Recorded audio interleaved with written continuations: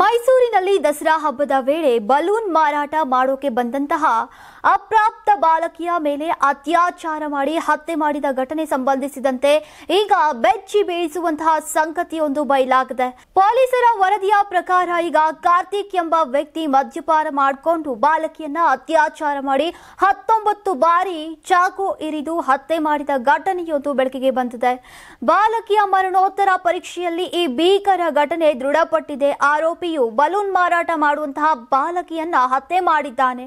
ಆ ಘಟನೆಯಲ್ಲಿ ಕಾರ್ತಿಕ್ ಮೈಸೂರಿನ ಟೆಂಟ್ನಲ್ಲಿ ಮಲಗಿದ್ದಂತಹ ಬಾಲಕಿಯನ್ನ ಎಳೆದೊಯ್ದು ಅತ್ಯಾಚಾರ ಮಾಡಿದ್ದಾನೆ. 19 ಬಾರಿ ಚಾಕುವಿನಿಂದ ಕ್ರೂರವಾಗಿ ಇರಿದು ಹತ್ಯೆ ಮಾಡಿದ್ದಾನೆ. ನಂತರ ಘಟನೆ ಸಿಸಿಟಿವಿ ದೃಶ್ಯಗಳ ಪರಿಶೀಲನೆಯ ಮೂಲಕ ಈಗ ಆರೋಪಿಯನ್ನ ಪತ್ತೆ ಹಚ್ಚಿದ್ದಾರೆ. ನಂತರ ಆತ ಮೈಸೂರಿನಿಂದ ಕೊಳ್ಳೇಗಾಲಕ್ಕೆ ಓಡಿ ಹೋಗಿದ್ದಾನೆ.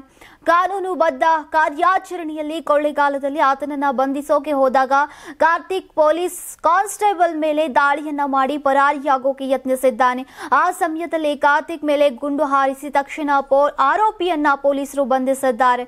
ಈ ದುರ್ಘಟನೆಯಿಂದ ದುಃಖಿತ ಬಾಲಕಿಯ ಕುಟುಂಬದವರು ಹೊಟ್ಟೆಪಾಡಿಗಾಗಿ ಕಲಬುರಗಿಯಿಂದ ಮೈಸೂರಿಗೆ ಬಂದು ದಸರಾ ಹಬ್ಬದ ಸಂದರ್ಭದಲ್ಲಿ ಬಲೂನು ಮಾರಾಟ ಮಾಡಿಕೊಂಡಿದ್ರು. ಬೆಳಗ್ಗೆ ಬಾಲಕಿ ನಾಪತ್ತೆಯಾಗಿದ್ದು ಪರಿಶೀಲನೆ ನಡೆಸಿದಾಗ ಮಣ್ಣಿನ ಗುಡ್ಡೆಯೊಂದರಲ್ಲಿ ಬಾಲಕಿಯ ಶವ ಪತ್ತೆಯಾಗಿತ್ತು.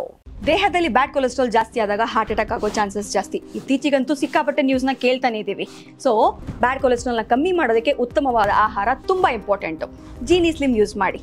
ಕರೆಕ್ಟ್, ಜೀನಿ ಸ್ಲಿಮ್ನಲ್ಲಿರುವಂತಹ ಎಷ್ಟೋ ಆಹಾರ ಧಾನ್ಯಗಳು ಕೊಲೆಸ್ಟ್ರಾಲ್ ಲೆವೆಲ್ನ ಕಮ್ಮಿ ಮಾಡೋದಕ್ಕೆ ಹೆಲ್ಪ್ಫುಲ್ ಆಗುತ್ತೆ.